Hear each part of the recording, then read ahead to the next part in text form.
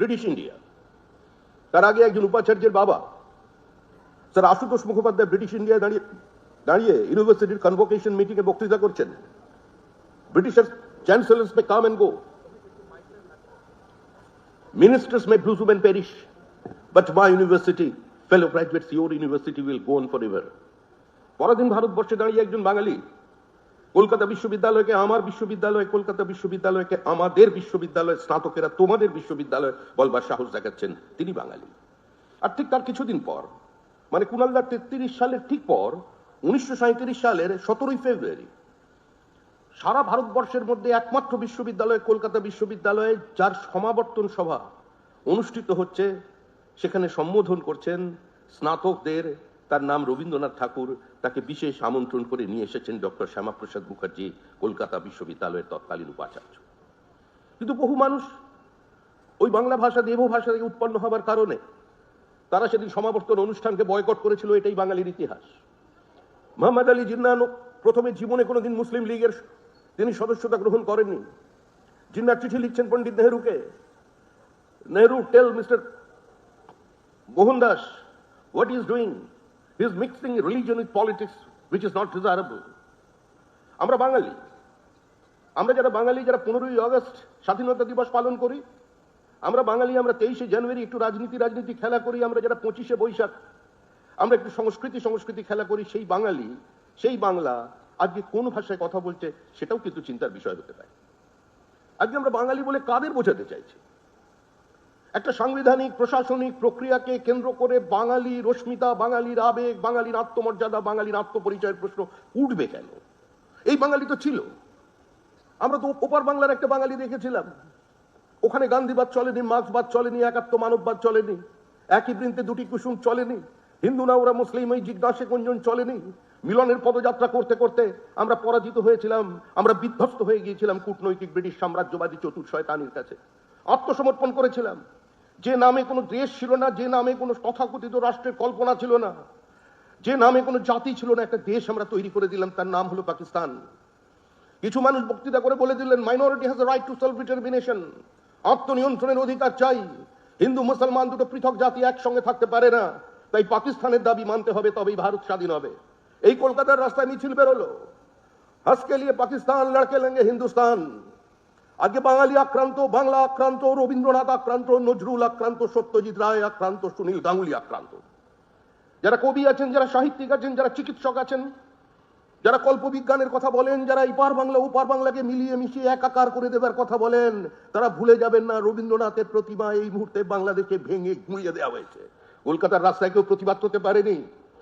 যারা কোনো রাষ্ট্রের নয় আন্তর্জাতিকতাবাদে বিশ্বাস করে, সেই কমিউনিস্ট পার্টির কোন নেতা বাংলাদেশ কমিউনিস্ট পার্টির সেক্রেটারিকে পয়েন্ট ব্ল্যাঙ্ক রেঞ্জ থেকে বাংলাদেশ কুয়ের পরে গুলি করে হত্যার প্রতিবাদে কলকাতায় একটা সাংবাদিক সম্মেলনে একটি শব্দ উচ্চারণ করেনি।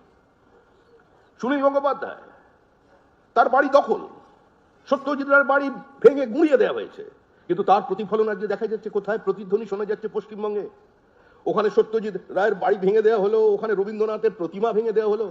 যে শ্রীমতী গান্ধী বাংলাদেশের জন্ম দিয়েছিলেন, বাংলা ভাষার এত শক্তি, একটা রাষ্ট্র তৈরি করে দিয়েছিল, আর যার হাত ধরে সেই রাষ্ট্র তৈরি হয়েছিল, এগেইনস্ট অল অডস যিনি দাঁড়িয়ে সেদিন এর বিরুদ্ধে লড়াই করেছিলেন, সেই শ্রীমতী গান্ধীর নামাঙ্কিত যে লাইব্রেরির 70,000 বই, সেখানে আগুন জ্বালিয়ে দেওয়া হলো। অর্থাৎ একটা মানসিকতা, একটা বিশেষ র্যাডিকালাইজেশন। যারা নালন্দা ধ্বংস করেছে, যারা তক্ষশিলা ধ্বংস করেছে, যারা বিক্রমশিলা ধ্বংস করেছে, যারা সিটি অফ আলেকজান্দ্রিয়ার সবচেয়ে বড় লাইব্রেরিকে ভেঙে জ্বালিয়ে দিয়েছে, সেই মানুষগুলোই কিন্তু ওখানে দাঁড়িয়ে ইন্দিরা গান্ধীর নামাঙ্কিত লাইব্রেরিতে আগুন জ্বালিয়েছে। ইন্দিরা গান্ধীর প্রতিকৃতির সঙ্গে, ইন্দিরা গান্ধীর কুশপুত্তলিকার সঙ্গে যে আচরণ করেছে, সেটা প্রকাশ্যে কোনো সমাজে বলবার মতো অবস্থায় নেই। আর ওই মানসিকতাই আমাদের মুর্শিদাবাদে এমন অবস্থা তৈরি করে দিয়েছে যে ভারতবর্ষের দৃশ্য কেউ কোনোদিন দেখেনি। একজন 40 ঊর্ধ্ব হিন্দু বলছেন না, একজন হিন্দু মহিলা বিএসএফ এর অফিসারকে বলছেন, গুলি চালান, আমার বুক ঝাঁঝরা করে দিন, আমি আপনার হাতে মরতে চাই, কিন্তু অন্যের কারোর হাতে প্রাণ হাতটা শরীরটাকে নোংরা করতে দেব না। ওই মানসিকতাই কিন্তু ওখানে ওই যে মাস্টার বসেই যে বিনা পয়সা কাউকে কাউকে প্রাইভেট টিউশন দেন, তার লাইব্রেরিটি সম্পূর্ণ আগুন জ্বালিয়ে দিয়ে তার উপরে তলোয়ার নিয়ে আক্রমণ করেছে। ওই মানসিকতাই মহেশতলায় আক্রান্ত হয়েছে। বিবর্তন থাকবে, ভাষা ভাষার মতো এগিয়ে চলবে, ভাষার উত্তরণ হবে। সাহিত্য সম্পর্কে একজন বলে গিয়েছিলেন, the function of literature is to elevate the human mind and to sustain it there. তা আমরা তো এগোচ্ছি। আমাদের রবীন্দ্রনাথ আমাদের জন্য গীতাঞ্জলি রেখে গেছেন, আজকে সে জায়গায় আমরা কথাঞ্জলি পেয়েছি। রবীন্দ্রনাথ আমাদের জন্য গীত বিতান রেখে গেছেন, আমরা কবিতা বিতান পেয়েছি। রবীন্দ্রনাথ বিশ্ব বাংলা বিশ্ববিদ্যালয়ের সামনে তাকিয়ে দেখছেন দূর থেকে, এই হলো কি, এ তো আরেকটা আমার বিশ্বভারতীয় চ্যালেঞ্জ। এগুলো চ্যালেঞ্জ নয়, এগুলো সমস্তই হচ্ছে বিবর্তন, সমস্তই হচ্ছে এগিয়ে চলার পথ। আমরা এগিয়ে চলেছি। আমাদের এখানে ইতিহাসবিদ, যার পাণ্ডিত্য নিয়ে, যার জ্ঞান নিয়ে কেউ কোনোদিন কোনো প্রশ্ন তুলতে পারবেন না, যিনি মহাভারত বিশেষজ্ঞ, তার অসংখ্য বই আছে মহাভারতের উপরে, তার কিছু বই আমি সংগ্রহ করেছি, আমরা তার পাঠক। কিন্তু আমরা একটাই খবর পেয়েছি অন্তত তার কাছ থেকে, যে মহাভারতে ধৃতরাষ্ট্র একজন ছিলেন, যিনি 100 পুত্রের পিতা। কিন্তু আমরা এই মুহূর্তে আমাদের ভোটার লিস্টে 7 জন ধৃতরাষ্ট্রকে খুঁজে পেয়েছি, যারা 100 সন্তান। এখন আপনারা যদি বলেন এর সংশোধনের কোনো প্রয়োজন নেই, তাহলে কোনো প্রয়োজন নেই। যেমন আমার বাবা যখন এই কোভিডে, আমার বাবা মা 3rd ফেজে মাত্র 18 দিনের ব্যবধানে 2 জন চলে গিয়েছিলেন, এবং তার শেষকৃত্য সম্পাদন করবার জন্য মাননীয় সমীর চক্রবর্তী, আমার প্রতিবেশী, আমাদের দাদা, তিনি আমাকে সহযোগিতা করেছিলেন সেই মুহূর্তে অ্যাম্বুলেন্স যাতে ঠিক সময় পাওয়া যায়। আমি তার কাছে চিরঋণী, চিরকৃতজ্ঞ। কিন্তু একই সঙ্গে আমার চরম দুর্ভাগ্য, দেখুন বিধাননগর কর্পোরেশনের নির্বাচন চলছে সকাল 9টায়, আমি ভোট দিয়ে, আমি একজন সর্বক্ষণের রাজনৈতিক কর্মী, এর বাইরে আমার অন্য কোনো পরিচয় নেই, আমার উচ্চতার মতো আমার জ্ঞান বিদ্যা বুদ্ধি সীমিত। আমি ভোট দিয়ে আমার পার্টি অফিসে চলে গেছি। সন্ধ্যা 6টার সময় খবর পেলাম আমার বাবা এবং মা দুজনই এসেছিল, হাত ধরে নাকি এসেছিল, তারা এসে ঠিক সময় বিকাল 4টের সময় ভোট দিয়ে চলে গেছে।